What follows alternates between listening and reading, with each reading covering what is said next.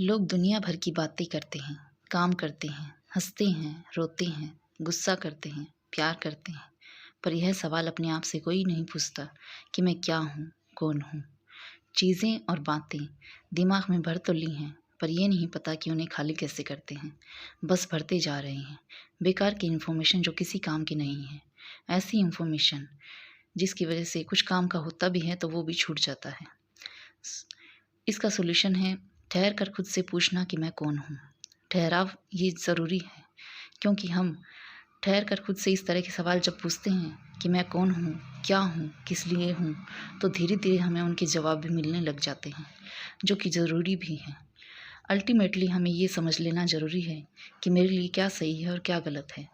हमें लगता है कि हम जो पूरा दिन में कर रहे हैं वही सही है, पर बिना जानकारी के 90% से ज़्यादा काम हम बिना वजह ही करते हैं, जिनकी कोई ज़रूरत ही नहीं होती। बहुत कम ऐसे लोग होते हैं जो अपनी लाइफ का एक एक पल सजगता से जीते हैं, मीन्स वर्तमान में जीते हैं। बाकी तो या तो पास्ट में खोए रहते हैं या फ्यूचर के सपनों को पूरा करने में लगे रहते हैं, जो अगर पूरे हो भी गए तो कुछ खास फ़र्क नहीं पड़ेगा।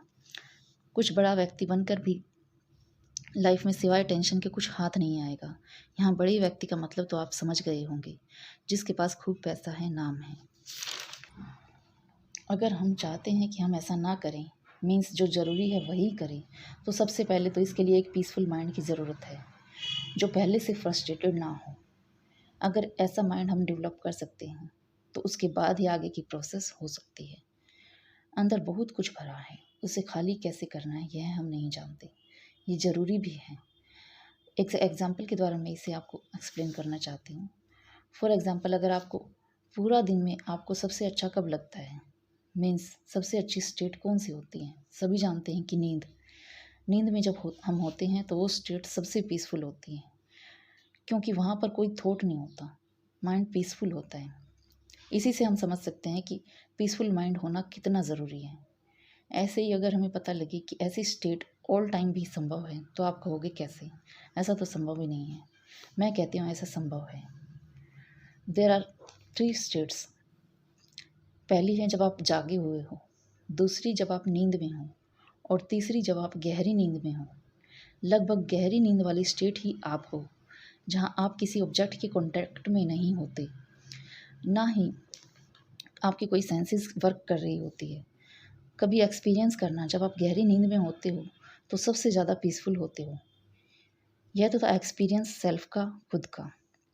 जब हमें ये एक्सपीरियंस हो जाता है, उसके बाद इसका अगला स्टेप आता है। अब इसके बाद आता है इसकी नॉलेज। एक्सपीरियंस तो हो गया, बट अब इसके बाद आती है इसकी नॉलेज, जिसके बिना एक्सपीरियंस भी अधूरा है। यदि नॉलेज है, मैं की नॉलेज है, जो अगर ना हो तो आप खुद को कभी जान ही नहीं पाओगे। और ये आती है वेद पुराणों से। कभी बैठकर भगवत गीता को ध्यान से पढ़ो, उसमें क्या कहा गया है उसे ध्यान से समझने की कोशिश करो। कर्म योग, ज्ञान योग। हमारे भारत देश का नाम भी इसी चीज़ से आता है। भा मतलब खुद, रत मतलब समाया हुआ, खुद में समाया हुआ। कभी महात्मा बुद्ध, विवेकानंद, पंडित रामकृष्ण परमहंस, इनके बारे में पढ़ो।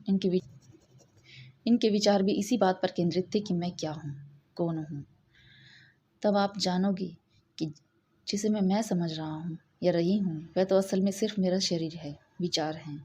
मैं तो इससे बिल्कुल अलग हूँ, अद्वैत हूँ, मीन्स दो नहीं हूँ, एक ही हूँ।